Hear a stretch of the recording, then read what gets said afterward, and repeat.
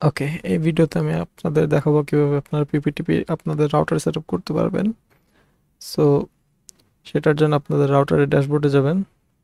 ড্যাশবোর্ডে যাওয়ার পর এখান থেকে অ্যাডভান্স অপশনে ক্লিক করবেন। আপনাদের যে কোনো রাউটারে দেখবেন অ্যাডভান্সের একটা অপশন আছে, থাকার কথা। অ্যাডভান্স অপশনে ক্লিক করলে আপনারা এখানে যে কোনো একটা জায়গায় এই ভিপিএন অপশনটা দেখতে পারবেন।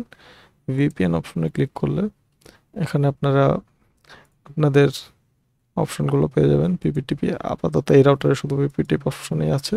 আপনাদের রাউটারে L2TPও থাকতে পারে, L2TP বেটার। আপনার যদি রাউটারে L2TP থাকে তাহলে L2TP নেবেন, আর না থাকলে পিপিটিপি নেবেন। তো আপনারা এখানে একটা যে কোনো একটা র্যান্ডম নাম দিবেন। এখানে সার্ভারে এখানে আপনারা আইপি দিবেন, এখানে ইউজার নেম দিবেন, এখানে পাসওয়ার্ড দিবেন। আইপি ইউজার নেম পাসওয়ার্ড আমাদের এখান থেকে ওয়েবসাইট থেকে দিয়ে দিবে। জেনারেট করার পর পেয়ে যাবেন এই যে এখানে আইপি ইউজার নেম আর পাসওয়ার্ড দেওয়া আছে। সো আপনারা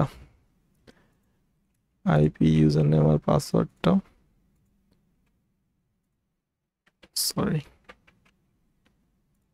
আইপি ইউজার নেম আর পাসওয়ার্ডটা দিয়ে দিবেন। দিয়ে এখানে সেভে ক্লিক করলে বা আপনাদের রাউটার যেভাবে সেট আপ করা লাগে করবেন, সিমিলার প্রসেসই। তারপর এখান থেকে কানেক্টে ক্লিক করলে প্রক্সি কানেক্ট হয়ে যাবে।